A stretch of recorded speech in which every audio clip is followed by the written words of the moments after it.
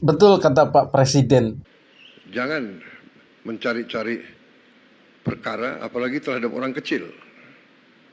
Ya. Orang kecil, orang lemah itu hidupnya sudah sangat susah. Jangan diperberat oleh mencari-cari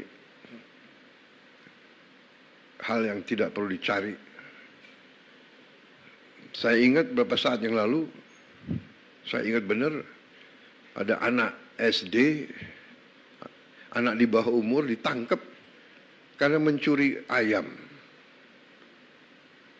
Saya ingat benar itu. Ini tidak masuk di akal. Hakim, jaksa, ada apa ngejar? Iya kan? Anda pasti ingat peristiwa itu. Ada lagi ibu-ibu ditangkap mencuri pohon. Mungkin ingat juga peristiwa itu. Ya. Ada apa? Penegak hukum harus punya hati. Hanya punya hati. Jangan istilahnya apa? Tumpul ke atas, tajam ke bawah. Itu zolim, itu angkara murka, jahat. Orang kecil, orang lemah harus dibela, harus dibantu. Kalau perlu si hakim, si jaksa atau si polisi pakai uangnya sendiri ganti ayamnya. Jadi tidak semua masalah hukum, pasal-pasal itu harus diproses.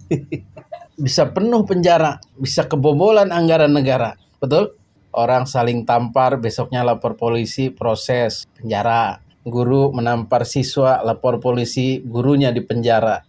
Ada orang nyolong mangga 10 biji, dilaporkan pemiliknya, proses hukum, penjara.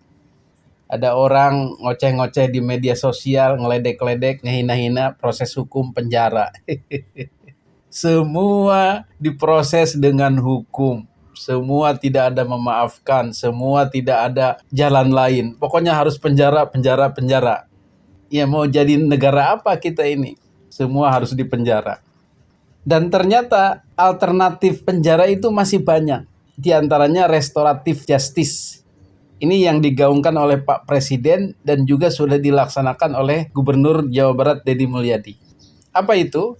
Ya persoalan-persoalan hukum kecil, apalagi yang dilatar belakangi oleh himpitan ekonomi, dilatar belakangi oleh kesusahan, ketidaksengajaan, persaudaraan, dan lain-lain, itu nggak usah diproses sampai harus dipenjara. Ini hakim, jaksa harus jeli, harus bijaksana melihat keseluruhan kasus itu. Kalau ada anak kecil nyolong barang rongsokan yang masih bagus misalnya, besi yang berat dia bawa, kemudian ketahuan oleh pemiliknya, diproses hukum, kemudian jaksa atau hakim memprosesnya, memenjarakan si anak itu. Ini yang tidak benar. Seharusnya dilihat dulu kata Pak Presiden, kalau anak ini untuk beli obat buat ibunya yang sakit, kemudian dia terpaksa mengambil barang orang lain, ya itu nggak usah diproses. Disebut restoratif justice. Diampuni oleh hakim, bahkan ditolong. Si anak itu diberikan biaya secukupnya. Itu tidak melanggar hukum kalau hakim memutuskan seperti itu. Dan banyak kasus rakyat kecil lainnya yang memang kebanyakan terpaksa. Tidak disengaja, dorongan ekonomi bukan untuk memperkaya diri.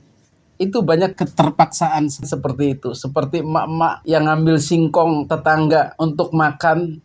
Dia tidak bilang emang nyolong. Tetapi itu tidak harus diproses secara hukum. Bisa dilakukan musyawarah, bisa dilakukan mediasi, saling memaafkan, bahkan si miskin ini dibantu. Begitu kira-kira. Ini yang masih langka di dalam pikiran manusia-manusia kita. Kebanyakan nafsunya pengen menjarain aja. Masya Allah.